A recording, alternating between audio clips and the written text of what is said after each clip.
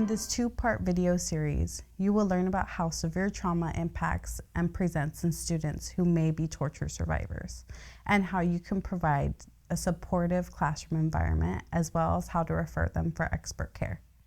With an estimated 35,000 torture survivors of all ages living in San Diego, the chances are high that torture survivor youth have been or will be in your classroom. These students will greatly benefit from teachers, counselors, and related staff who are familiar with the trauma of torture and trauma-informed approaches when addressing behavioral, emotional, or physical challenges of torture survivors that may surface in the school environment.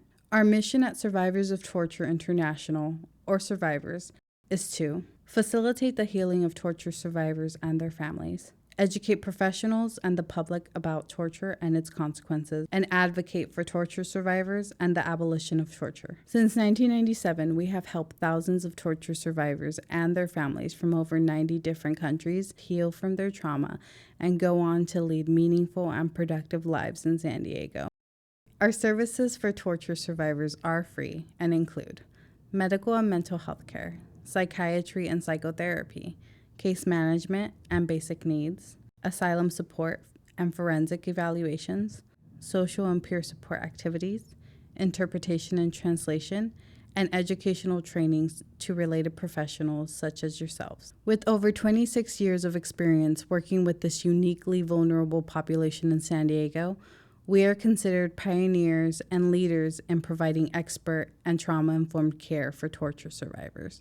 Torture is defined by U.S. law as the intentional infliction of severe pain or suffering, whether physical or mental, upon a person in custody or under the control of the accused. There are two categories in which an individual can be classified as a survivor of torture: primary and secondary. A primary survivor is a person who experienced the direct enactment of torture, including forced witness to the torture of another person. A secondary survivor is a family member or close intimate of a primary survivor. They have been adversely affected by the torture experience of the primary survivor, but they did not directly witness the torture of another person. Trauma is an emotional response to a terrible event or events that can be physical, psychological, or sexual.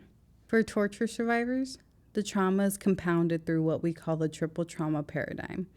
The triple trauma paradigm illustrates the unique experience of multiple traumas faced by new arrivals, such as refugees, asylum seekers, and immigrants of other statuses. The trauma of the torture itself, the trauma of fleeing or migration, and the trauma of resettling in a foreign country. When working with torture survivors in your classroom, it's important to understand and acknowledge the complex trauma endured beyond the experience of torture.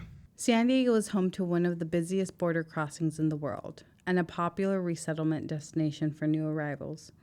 It's important to understand the trauma torture survivors and their families have endured and how it presents itself in emotions and behavior. This helps you identify students in your classroom who may be torture survivors, respond in ways that encourage healing, and how to refer torture survivors for appropriate care. The following can help you identify whether or not your student is a torture survivor. The first being whether or not they themselves or their parents are new arrivals, or the second being whether or not they frequently demonstrate or express some of the following physical, psychological, or emotional behaviors. Children who have endured trauma may experience a wide range of physical symptoms, such as frequent stomach aches, fatigue, or unexplained aches and pains. They may exhibit fluctuations in academic performance or attendance, frequent confusion or conflicts, difficulties making decisions or remembering things, or withdrawal specific behaviors such as isolation, distrust, or detachment. You may also note that your students experience a wide range of emotions, from angry outbursts to excessive worry.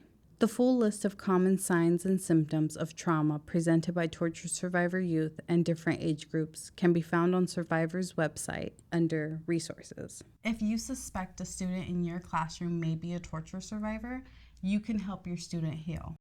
In part 2 of this video series, we'll review how you can refer your student to survivors and how you can provide support to your torture survivor youth.